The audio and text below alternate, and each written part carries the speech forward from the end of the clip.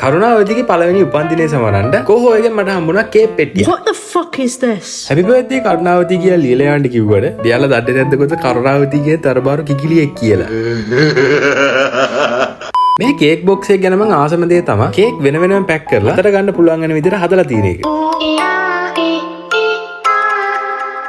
What the fuck is going on here? එයාලා මට හැඳි ගොඩාක් කියලා තිබ්බා. අර කොච්චර හැඳි දුන්නත් තරන්නේ නැහැ. මේ ඉන්නේ සමතලා. එයා තමයි මගේ හැඳි. බර්ත්ඩේ එකක් ඉඳන් මුලින්ම බර්ත්ඩේ කේක් ෆ්ලේවර් එක කාලා බලන්න.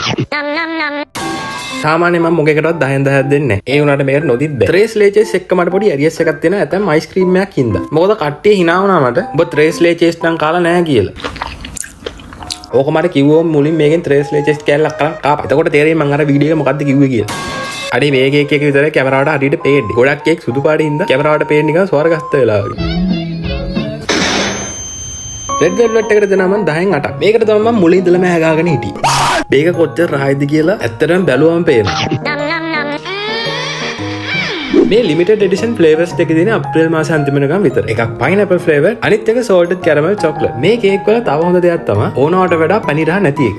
මේකට දෙනවා මම 8.5. 纺纱机会将白色和蛋黄融为一体。 මේකට මම දෙනවා 7.5. මේක රහ නෑ නෙමෙයි. ඒ වුණාට කැරමල් කියන වගේ ප්‍රියතම කෑමක් නෙමෙයි. මේ ඔක්කොම වලින් මට එකක් තෝරගන්න කිව්වා. මම තෝරගන්නේ බර්ත්ඩේ කේක් ෆ්ලේවර් එක. හරි හරි. ඔයාලා යන්න කලින් හැපි බර්ත්ඩේ කරුණාවති කියලා කමෙන්ට් එකක් දාලා යන්න අමතක කරන්න එපා. ආව් නැත්නම් යාර දුක හිතේ. බයි.